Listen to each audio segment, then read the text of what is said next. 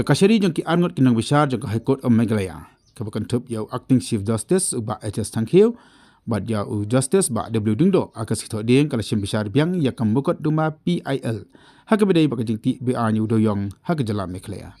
Habis sim besar Kakashari kala pentip bakal ya priang ru ya ka status report bat ka reply na ka sokar jala. Hak bedai baka interim report ka khat khandai jong Justice retired BP Kataki. Hakan ka status report kala kadau bah kabedai nak mentaban pekerjaan no yau doyong boleh demti abarok ke distrik akan jela segi cakap labu dekat Coal India Limited. Susu ka report ka kadau bah ke distrik ke bakan tup ya ka South Coral District, West Castle District but South West Castle District ka office jong DC ladap man ay ke transit pass nak mentaban kit no ikini ke doyong segi cakap labu dekat Coal India Limited hak balabu thongru ban pendap haun du bnai rempang mentak snam. Handai kabedai pat baka East Janta Hill District ka status report ka kadau makana ka shifolak sahoja sanspa prapinyau point sanspa metric ton uduyong leb yo jingkhen kuma pralak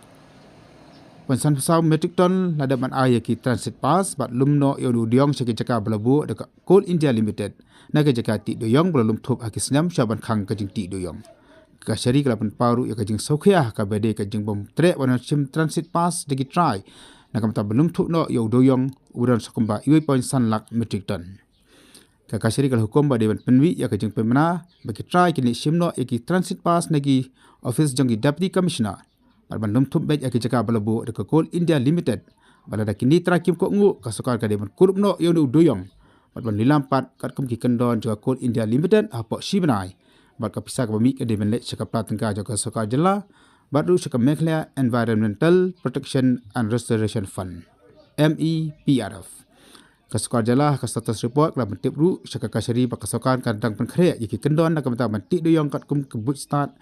yani ki juk start sian jokan ka juk ka menta haga jala bat ban khang no smak yiki pa doyong daga bati daga komti lukhnai susu la kaduru balabu yiki integrated check gates nak menta manyo talasi yiki mat bo khandau ki ba ki kali ki kot